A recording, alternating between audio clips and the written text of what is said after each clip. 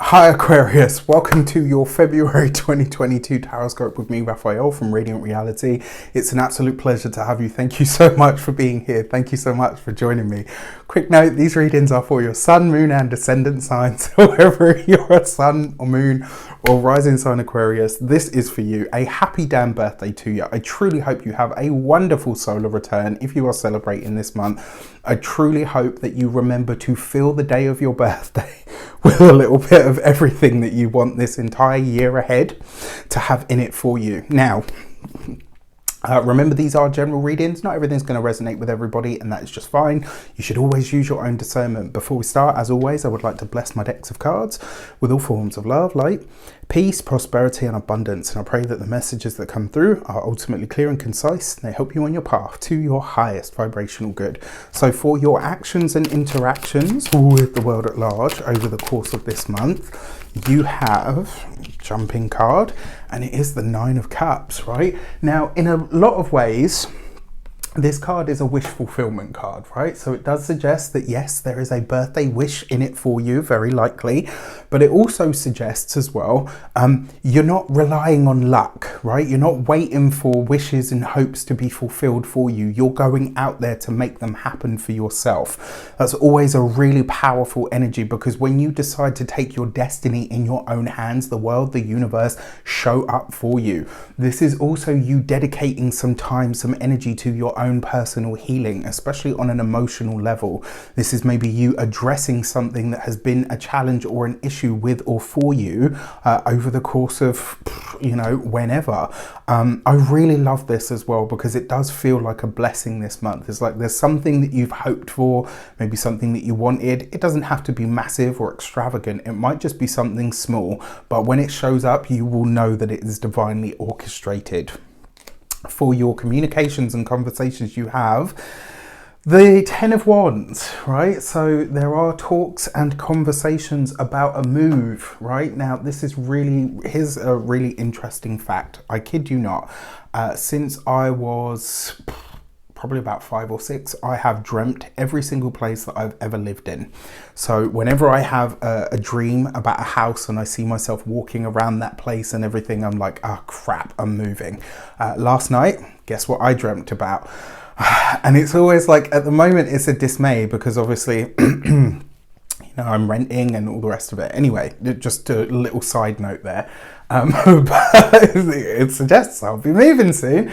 And this 10 of Wands does suggest that there is going to be some form of a shift. This could be talks around the home. This could be talks about the place that you live in, the environment that you live in. This, coupled with that 9 of Wands as well, suggests for some of you, this could be a time where you are maybe putting some healing work into your career, into your social status, into your public sort of self, like the way that people receive you.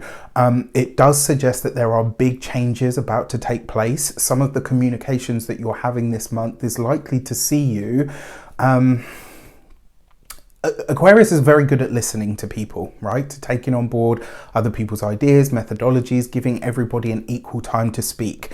However, because we've got this 10 of Wands, I feel like this month it's like you're saying, actually, you know what? No, I'm done with listening, and now it's time for me to talk. Now it's time for me to say what I need to say. It's time for me to get very clear on what narratives I am going to be a part of, or going to allow to be a part of my world.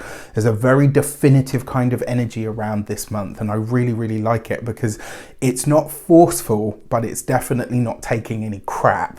I'm here for it, right? Outside of that, because this very often shows up for a move, this could be talks or considerations about a move as well. So fun times. For your heart and half sector, you have the Queen of Wands, right? So I was talking about this, you know, you're having your say, and then you've got the Queen of Wands. This is you setting some firm boundaries this month. This is you getting really clear on some of the things that need to be said, on some of the relationships that you have, whether these are personal, professional or platonic. This is you maybe really drawing some boundaries, maybe being very clear on, you know, what you will and won't accept. The other thing is as well, the Queen of Wands always suggests that there's an energy here that is looking to be expressed. This is fun, it's vibrant, it's sexy, it's lush, it's sensual and very aware of its own power. That's what the Queen of Wands represents. It's that energy being exuded or embodied. Now, for those of you that are partnered, married, or in long-term commitments, this could be getting back to a more sensual sort of intimate time, very possible. It looks like you're coming out of a phase where there's been a lot of talk, but not necessarily a lot of action.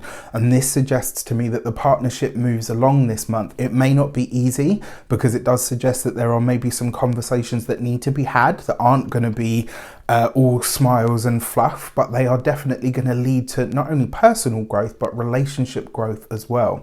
For those of you that are single, this is a great month. It looks like there's a lot going on, right? There's a lot of toing and froing and hearing and going, right? Which is great. The other thing is as well, if you are single, that Queen of Wands is going to see you maybe really starting to define what you're going to need from a partner and what you will accept from a partner, which, you know, is always a good thing, because when you get into that energy, it's like nothing can sway you from it. You have to declare it in order for it to be a reality, right? And then for your money and materials, you've got the Magician card. I gotta say, right, it's a powerful spread, even though there's only one major arcana in the money and materials. These are all very powerful cards in their own right, and it suggests that that Magician card is basically saying you are using all the elements or all the things that you have at your disposal to now start to improve your financial security, to now start to elevate your financial status, to now start to really go after and chase after the things that you want on the material level. This suggests that you're earning money this month from your skills, you're enhancing your earning potential, you're increasing your revenue stream, or maybe for some of you, you're creating a new one. It's very possible. For a lot of you, it does look like you're very focused on something at the moment, and you're working very hard on a completion or working towards getting something off the ground. For your weeks of the month, your first week of February, you have the Lovers card, right underneath the Nine of Cups. This suggests that the thing that some of you want the most is literally a relationship or an improvement within a certain relationship that you have. Again, personal, professional, platonic. It also suggests that you are choosing to put yourself first.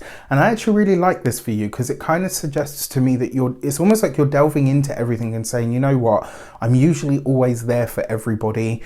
This time I'm going to put myself first, right? Whatever that means. Whoever's going to be upset will be upset. Whoever's going to like it will like it. Whoever doesn't like it is probably going to be very vocal about it. Still not my problem. This is about Aquarius taking care of Aquarius first and foremost, which is great. Your second week of the month, you've got the Death card right underneath the Ten of Wands. So for some of you, this could be the halting of certain plans. It does suggest to me that maybe you had planned to go to a certain place, maybe you had planned to stay in a certain job for a certain amount of time, maybe you had chosen to take your businesses in a certain direction. It looks like an avenue is coming up and it's closed to you. That just means that there's something way better out there for you. The fact that you've got the Death card here as well means that some conversation that you have this month is likely to be a deal breaker. What I mean by this is it could be the end of a friendship, it could be end of not for all of you, but the end of a partnership. It could be the end, and when I say a partnership, this could be a collaboration, it could be a friendship. It doesn't have to be, you know, your life partner. But for a select few of you, it could mean that. It just suggests that there is an avenue closing this month, and it's closing because you are no longer open to bending over backwards for everybody else. It's just not going to happen. So fair play. For your third week of the month, you've got the Tower card. That's a somewhat more tricky energy because it falls right next to the Death card. If you've been with me long enough, you know that that combination is not a good one. It's quite a challenging one, and it usually means a spontaneous and or a sudden death. And, you know, I really hope that I'm wrong on this front, and I hope that it doesn't come to pass in that way for you, but it is something that I want you to be prepared for. Now, that being said, you've got this underneath the Queen of Wands. I have to be honest with you, these four in the middle, this suggests to me that there is likely to be an argument, a bust up, with a friend, a sibling, a family member, a colleague at work. Whatever this is, it's going to be a conversation or an argument that ends a friendship. Like whoever the people are that are involved in this argument, it will be final. There'll be no going back from this, because it kind of feels like it will be somewhat eruptive. And it may be that there are some things that are said that really, you can't really take back, or the other person can't take back, or whatever. There is a realization when it comes to relationships that you may not necessarily be getting out what you're putting in. For your 4th week of the month, you have the Chariot card. So look, everything else looks like it's in a little bit of a fluctuation period. But your money, your finances, your resources, and your projects are all doing really, really well. Now, that Chariot card does suggest that you might try to do all of this on your own, especially because it's coupled with the Magician. And I'm almost loath to say to you, this may not necessarily be the best way to go it. And we'll talk about your moons in just a second. Now, you've got the Chariot card next to the Tower. Again, that is not an easy sort of card to have next to the Tower. What it does suggest, though, because the Tower card is number 7 and the Chariot card is number 7, the Tower card is number 16. 1 and 6 gives you 7, right? And what we often say with the Chariot card is, be careful on the path that you're on, because it may lead to some sort of bust up. It may lead to some sort of pride. The other way that this could show up as well, I'm really sorry, and I hope that I'm wrong on this front as well, but that can be an accident. And I wonder if this is, this might, and it doesn't even necessarily have to be somebody connected to you, like in a familial kind of way, but that's a car accident, and it could be one that's fatal. So I would say watch out for the news this week, this month, especially in your locality, because it might be something that shows up in that space.